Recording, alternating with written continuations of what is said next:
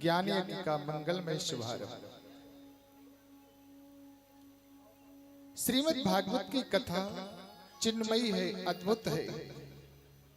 श्रीमद् भागवत साक्षात कृष्ण स्वरूप है। एक बात आपसे कहूं, दुनिया में जितने भी ग्रंथ हैं, उन प्रत्येक ग्रंथ में जब उसका शुभारंभ होता है तो किसी न किसी देवता की स्तुति की जाती है। किसी में राम की स्तुति, किसी में कृष्ण की स्तुति, किसी में मां दुर्गा की स्तुति, किसी में विष्णु की स्तुति। भागवत में स्तुति की गई तो केवल सत्य की गई। भागवत में वंदना की गई तो केवल सत्य की गई।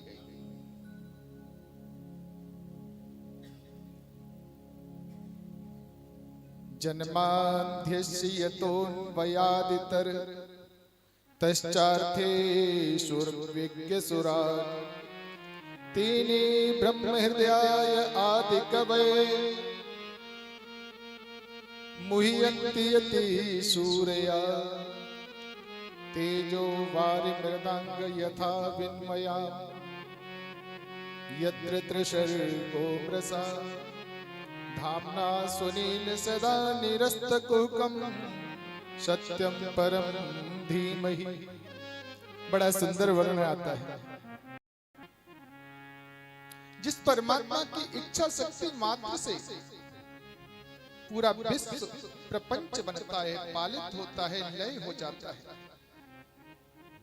वह परम ब्रह्म परमात्मा हिरण्यगर्भ नहीं है, बल्कि ब्रह्मा जी को जिसने स्वयं वेदार्थ ज्ञान प्रतिपादन करके बताया, वो कैसा है? बोले सुराट है,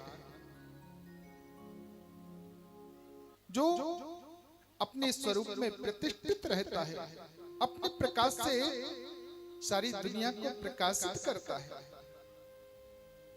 ऐसा वो परम ब्रह्म, जिस वेदार्थ के ज्ञान को समझने के लिए बड़े बड़े सूर लोग भी मोह को प्राप्त हो जाते हैं, वही वेदार्थ के ज्ञान जिसने सबसे पहले ब्रह्मा को प्रतिपादन किया।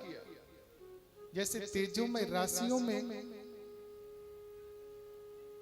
कभी कभी जल की भ्रांति हो जाती है, जल में भी हमें कभी स्थूल भ्रम हो जाता है, वैसे ही जागृत, सुषुप्त और सुषुप्त रूपा जो सृष्टि है, उस परमात्मा की अधिष्ठा सत्ता की वजह से सत्य व्रत प्रतीत होती है। बंधुओं ध्यान दें, माया और माया के कार्यों से जो सर्वथा परे है, सर्वथा अलग है, ऐसे परम ब्रह्म सत्य की वंदना करते हैं। सत्यम परम धीमहि,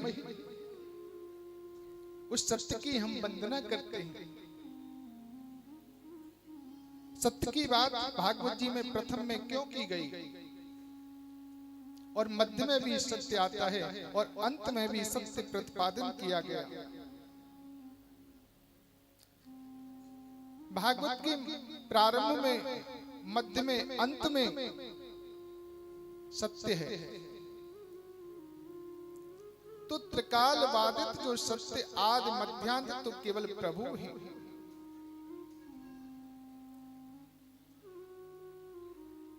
इसीलिए सत्यम परम धीमहि, सत्य की वंदना की गई। बाबा तुलसीदास जी कहते हैं, धर्मन दूसर सत्य समाना, आगम निगम पुराण बखाना। सत्य से बढ़कर के कोई धर्म नहीं होता। हमारे महर्षि वेद व्यास जी ने लिखा शास्त्रों में, असत्यादि पराधर्म, अर्थात असत्य संपातक पुंजा, और असत्य से बड़ा कोई अधर्म नहीं होता है, और सत्य से बड़ा कोई धर्म नहीं है। इसलिए जीवन में अधिक से अधिक सत्य बोलने का संकल्प लो। यही जीवन में परम तत्व है, यही कहना चाहता हूं। भागवत की कथा को आज हम कलावा बांध करके सुन रहे हैं, मोली बांध करके सुन रहे हैं, तो इसके सुनने का फल कब प्राप्त होगा? जब हम मन में संकल्प लेंगे कि ज्यादा से ज्यादा सत्य बोलेंगे। सत्य का प्रतिपादन ही तो श्रीमद् भागवत है। प्रथम श्लोक में सत्य की वंदना की गई, दूसरे श्लोक में धर्म के बारे में बताया। भागवत में परम धर्म का निरूपण किया गया।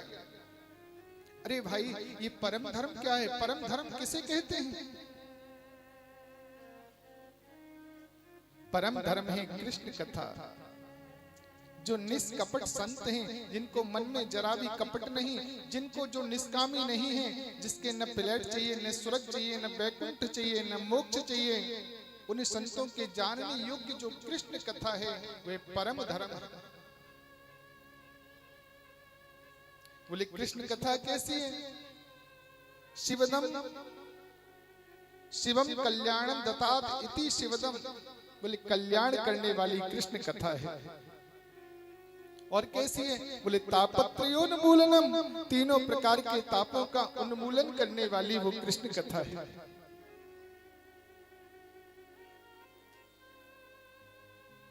अन्य किसी ग्रंथ को यदि पढ़ने का समय न मिले तो कोई बात नहीं, पर जीवन में भागवत पाठ करने का संकल्प अवश्य लेना चाहिए।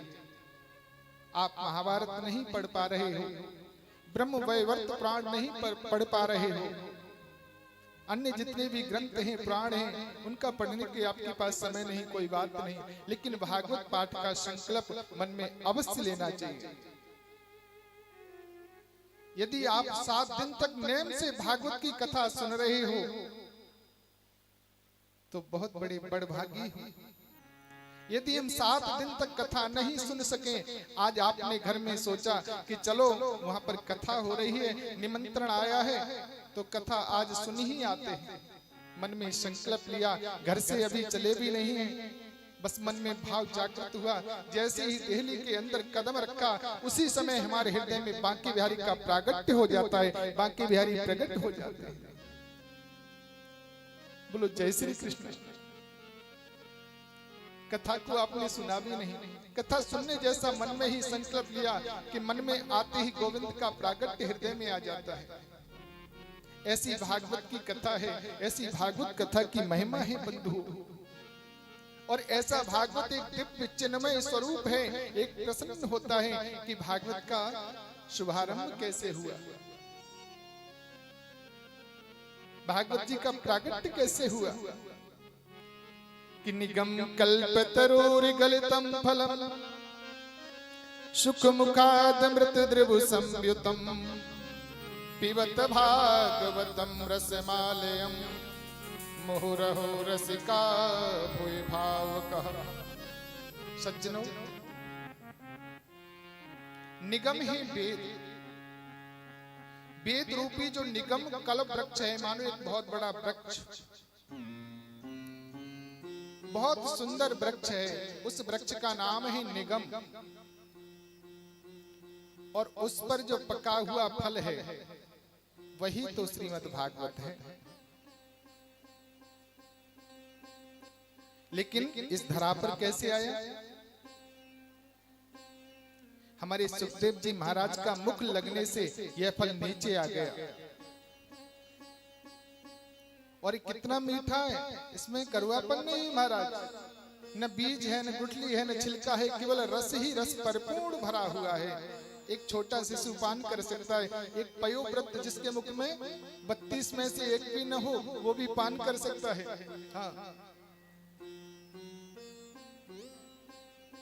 अब या तो आप यूं कहेंगे कि सुआ जिस मुख में जिस फल में मुख लगा देता है वह मीठा हो जाता है, या आप यूं कह लो कि सुआ उसी फल में मुख लगाता है जो मीठा होता है। आपने देखा होगा पहले अमरूद का वृक्ष होता था, उस पे अमरूद आ रहे होते थे तो कहते थे भैया ये सुआ कुतरा अमरूद है, इसको तोड़ो, ये मीठा निकलेगा।